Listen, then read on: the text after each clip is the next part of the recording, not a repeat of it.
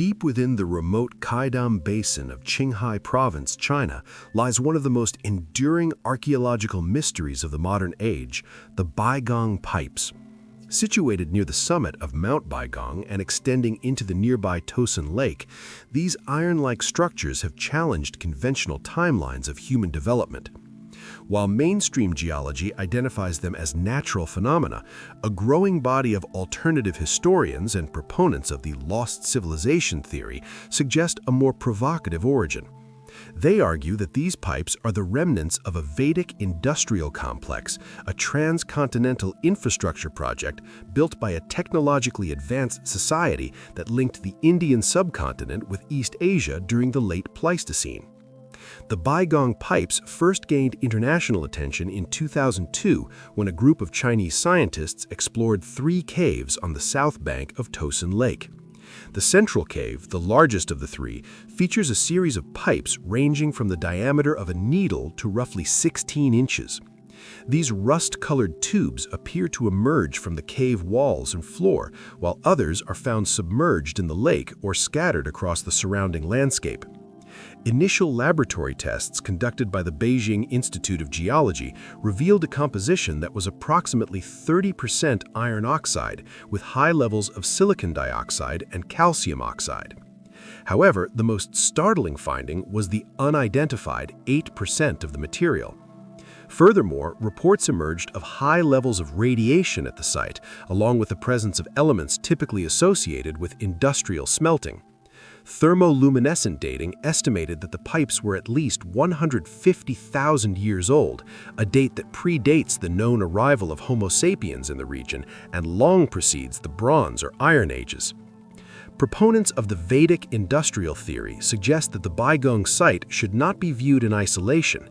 Instead, they posit it as a northern outpost of a sophisticated civilization described in ancient Sanskrit texts, such as the Vedas and the Puranas. These texts frequently mention Vimanas, flying machines, and advanced weaponry that imply a high degree of metallurgical and energetic mastery. According to this theory, the late Pleistocene, roughly 126,000 to 11,700 years ago, was not a primitive era of hunter-gatherers, but the tail end of a golden age or Satya Yuga. In this paradigm, the Baigong pipes were part of a massive industrial grid. The presence of radiation and the proximity to a water source, Tosan Lake, have led some to suggest that the pipes were part of a cooling system for nuclear reactors or a sophisticated fuel delivery network designed to support trans-continental travel. The theory suggests a Vedic Sino-axis of power. This civilization would have controlled the fertile plains of the Indus and Ganges rivers, as well as the high-altitude plateaus of Tibet and Qinghai. The pipes, under this view, were conduits for transporting liquid chemicals or hydrogen fuel, essential for an empire that spanned the Himalayas. The presence of anomalous radiation at Mount Baigong is a cornerstone of the industrial argument. While skeptics point to natural uranium deposits in the Qinghai Basin, proponents argue that the radiation is concentrated in a way that suggests artificial enrichment or the byproduct of high-energy physics. In the Vedic industrial framework, the high levels of silica and iron found in the pipes are not natural fossilization, but synthetic metallurgy. If an ancient civilization had mastered the ability to manipulate matter at a molecular level, as hinted at in the Vimana Shastra, a controversial 20th century text claiming to be based on ancient knowledge, then the pipes might be the corroded husks of carbon nanotube reinforced conduits or sophisticated ceramic metal composites. The most radical aspect of this theory is the idea of a unified infrastructure.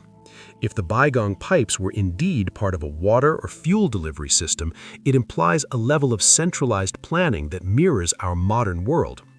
Proponents suggest that similar OOPArts, or out-of-place artifacts, found across India and Southeast Asia are pieces of the same puzzle. During the late Pleistocene, sea levels were significantly lower, exposing the vast landmass of Sundaland.